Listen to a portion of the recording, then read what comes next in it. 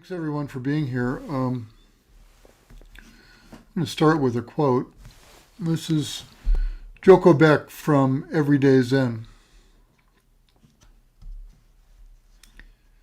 But the whole search begins to be abandoned. And instead of searching, we begin to see that practice isn't a search. Practice is to be with that which motivates the search, which is unease, distress. And this is the turning around. So this is our fifth session discussing lineage. And I really enjoyed this. I've learned a lot being able to do this.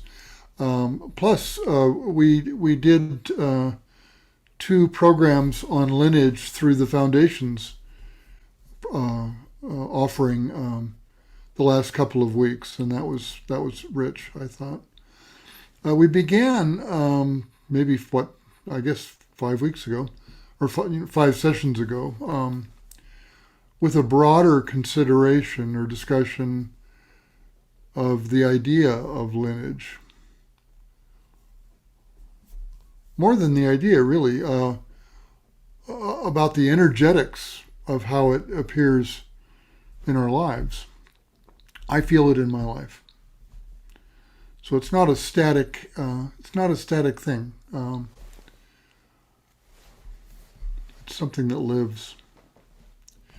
Then we appreciated Yasutani Roshi, and this is in the Sanbo Kyodan, or the White Plum lineage, Yasutani Roshi, and one of his successors, Maezumi Roshi, who founded the Zen Center of Los Angeles. And then we appreciated Maezumi's sixth successor, Jerry Shishin-Wick Roshi of Great Mountain Zen Center, and many of you know Shishin Roshi. So there's a bit of a straight line there that I wanted to follow. But this evening I want to talk about Joko Beck. Joko was Maezumi Roshi's third successor, following Bernie Glassman and Genpo Merzel. And as such, she's kind of in terms of Sensei's lineage and Shishin Roshi's lineage and mine, and some of yours for that matter, she's kind of an offshoot, but she's in this family for sure. And as much as I can, I want to let her words speak most prominently, like this. Also from Everyday Zen. Practice can be stated very simply. It is moving from a life of hurting myself and others to a life of not hurting myself and others.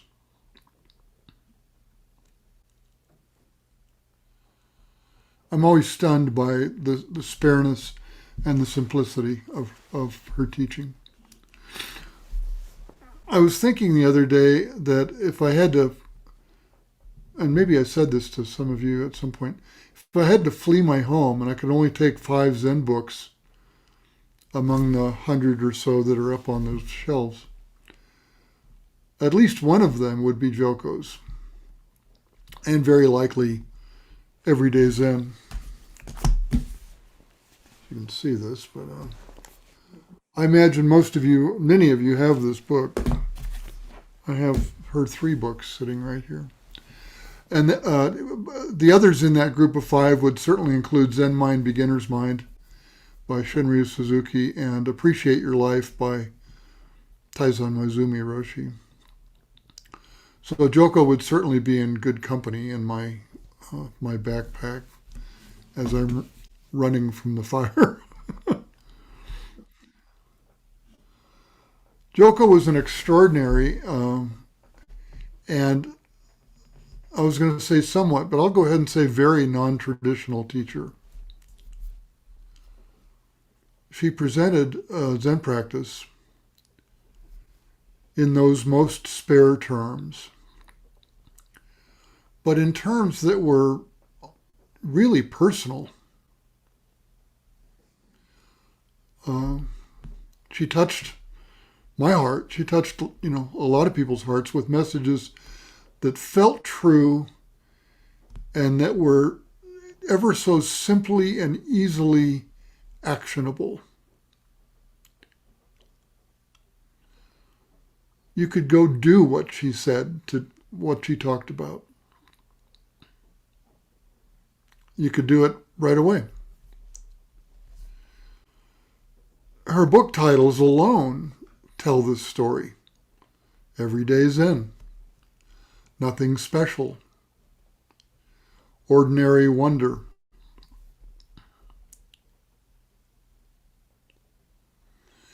And Joko was ordinary. In fact, I wasn't going to do this, but I'm going to here. If I can put that up. I'm not going to be able to. That's not going to work. I was going to share a picture of her, but I won't do that. That doesn't work. She was ordinary, but she affected millions, and it's got to be true, millions of people. Her written teachings appealed well beyond the usual Zen book circles. I have friends and family who are not Zen people who've read Joko Beck. I have friends who are Episcopal priests or Catholic priests or rabbis who have read Joko Beck. And what's interesting, and I've had her 3 books out here for a few weeks as I've kind of been absorbing her again. And I did just show you this one, but I want you to notice how many tabs there are in that book. And I've had that since she printed it, I think in 1989. But what's extraordinary is that you can search carefully in these books and you don't come up with a whole lot of Buddhist or Zen terminology. You can flip pages and scarcely, if at all, find Buddha, Dharma, Sangha, 6 paramitas, the Eightfold Path, and so forth. Very few Sanskrit or Japanese words. Very few obscure concepts, either in her writing or in her recorded talks.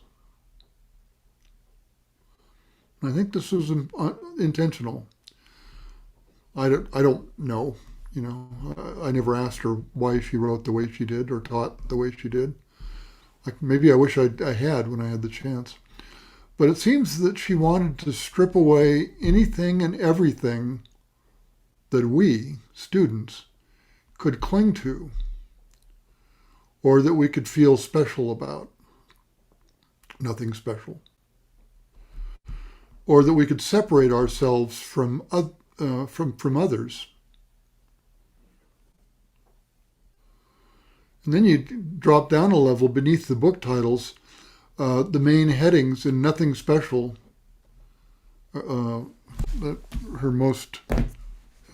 middle book, I guess I'd say. These topical headings reinforce that.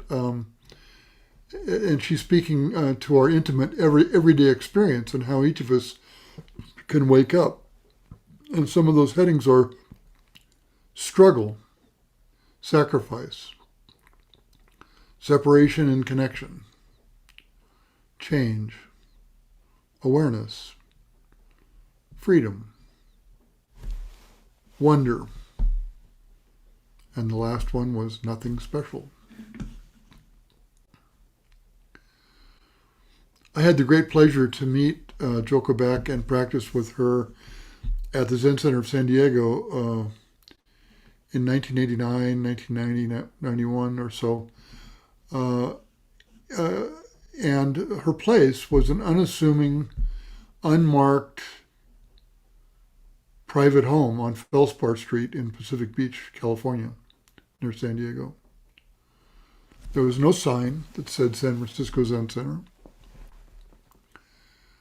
It was so unassuming and under the radar that we were encouraged to park a block or two away in the Vaughn's supermarket parking lot so as not to attract attention from neighbors or the zoning police.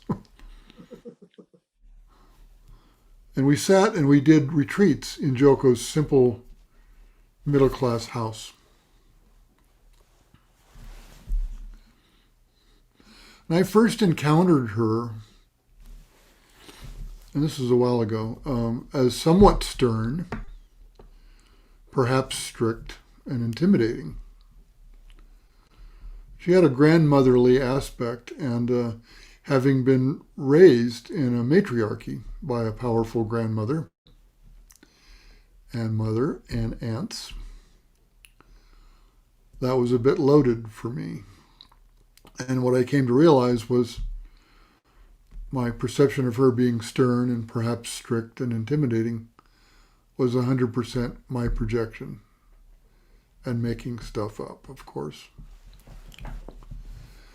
Because in reality, she was funny, quick to laugh, and fully present. In private interviews, I'd come in with my burlap sack filled with complaints and grievances and villains and tall tales of woe, and she listened mostly patiently for a little while at least, until I ran out of gas. And eventually she gave me enough room that I started to answer my own questions. And I hope she noticed that. I don't know. He never knew. So I might say something like, so I feel upset because I'm expecting her to do this or that thing, and I blame her, but it's all in here, isn't it? It's all me. This is me talking to Joko. Her boat, as you might say, is empty, isn't it? And I'd love to recall her smiling or nodding or giving me a high five or saying, "Attaboy, way to go." But she didn't do that. And my memory isn't that good.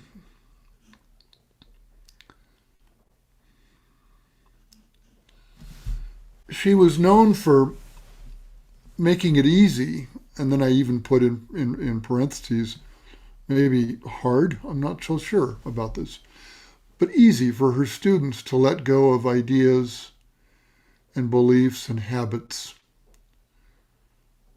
assumptions, routines, and the like. At different times, and some of you have heard this before, she and some of her seniors might be wearing robes, traditional Zen robes, wearing rakusus. Things would be very black and white and formal in the Zendo. There'd be Buddha statues and other Zen reminders and iconography and imagery. And then later, maybe 6 months later, or a year later, everybody was wearing regular casual clothing, and there was only a stone on the altar, and there was no Zen iconography to be found. And then later she might switch back. Once she gave the very same Dharma talk 10 weeks in a row to see if anybody noticed.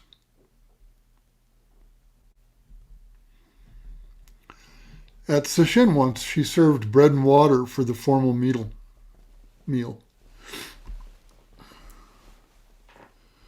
She was really experimental. She brought in a lot of different things.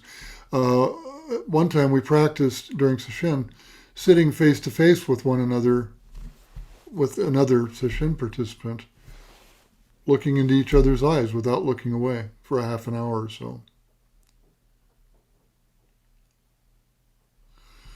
She talked a lot about the importance of being utterly still when we sit. not to wiggle at all, your body or your mind. But boy, did that exercise ever make me want to wiggle. And then I got to ask, who is it that wants to wiggle or run away?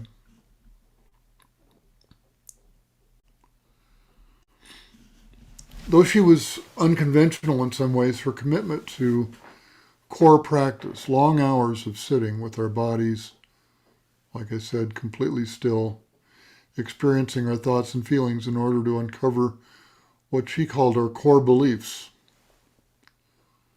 was unshakable. She talked a lot about how those core beliefs are what stood between us and equanimity or seeing our true nature, understanding who we are. One of Joko's fellow successors of Maezumi Roshi, Roshi Jan Chosen Bays, wrote this in the foreword to Joko's newest book that was published posthumously. It's called Everyday Wonder. And her daughter, Brenda, brought together these talks and published it, I think last year. But Chosen says, just very directly, for heaven's sake, practice what Joko Beck recommends, what she spent 40 years doing and teaching. Sitting silent and still for long periods of time, experiencing everything that is happening in what you call your body, your thoughts and your emotions. If you persist, you will find, as Joko did, an ease and a simple happiness in all that life presents you. When I started the series of talks, I promised to keep the sort of the biographical details to a minimum, but it's worth just saying a few words. Charlotte Beck was born in New Jersey in 1917, and she studied music at Oberlin at the Conservatory of Music, and she worked for some time as a pianist and a piano teacher. And she married and raised a family of 4 kids, separated from her husband, then worked as a teacher, a secretary, and an assistant at University of California, San Diego. And she didn't begin her Zen practice until she was in her 40s.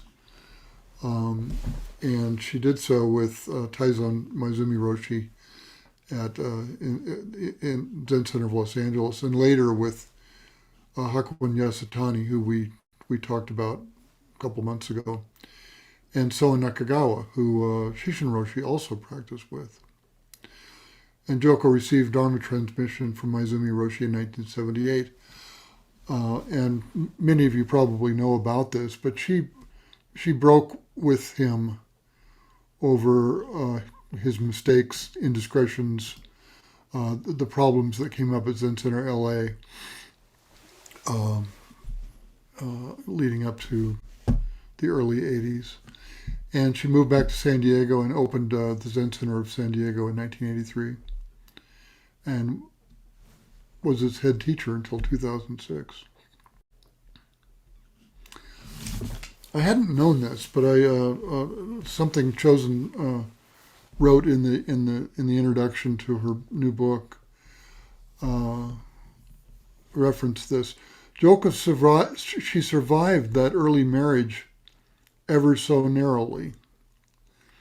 Her husband was an academic, I think he was a university professor, but he was violent and abusive, but for the chance intervention of a neighbor, most likely he would have killed her.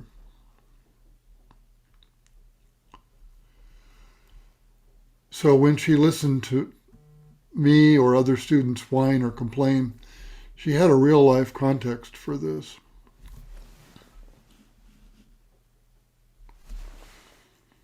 One of her 2 senior students, Elizabeth Hamilton, the other is Ezra Bida, and some of you know have probably read Ezra's work. Wrote this about Joko, just kind of for background. Joko continued at Zen Center San Diego in her prime from her first book in the 80s until the end of the 20th century. She was considered somewhat of a revolutionary in the Zen world, insisting that Zen training must directly address our conditional reactions, the painful unfinished business that causes us to see life through what 18th century Zen ancestor Minzan Zenji called the frozen mass of emotion thought. That was a term he used for ego conditioning. And she thought, by bringing meditative awareness to our unresolved conditioning, we can discover that our ego self, like everything else, is a form of emptiness.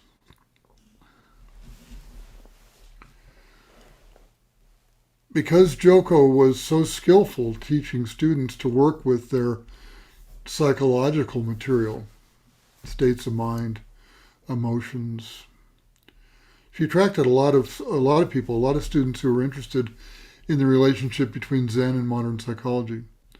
And several of her Dharma heirs are practicing psychologists or psychiatrists today. And she also taught that occasional moments of insight are relatively insignificant in and of themselves, since they are usually rapidly eclipsed by the reemergence of old habit patterns that lurk in the shadows. And she thought that far more important than such experiences is whether practice insights, or whether we implement practice insights in our daily lives by living compassionately, awake to interconnectedness with one another, as well as continuing to clarify our conditioning when it's activated.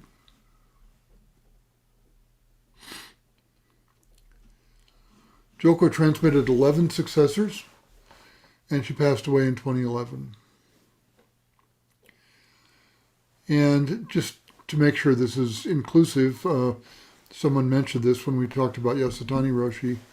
We've mentioned some of the controversy surrounding Yasutani and the ethical mistakes of Maezumi Roshi. And Joko's time in this regard was mostly free of that. Though at the end of her life, and there is some controversy here, and I'm not sure I've heard of this happening elsewhere. I'm sure it has, but she revoked transmission or teaching authority for her two most senior successors, and they have both since been reinstated by the White Plama Sangha.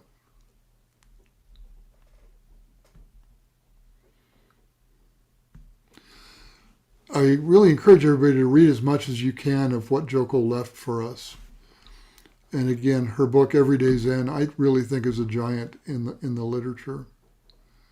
And I know many of you have read this. So it's also helpful to hear her voice. And I haven't heard that voice for a long time. And I never went to YouTube to look it up, but I did the other day. And I suggest it. She had just a very measured, very soft, very insightful way of speaking and teaching. And it really helps bring her words to life. And after you listen to a couple of those recordings that way, and then when you read her, you can hear her voice.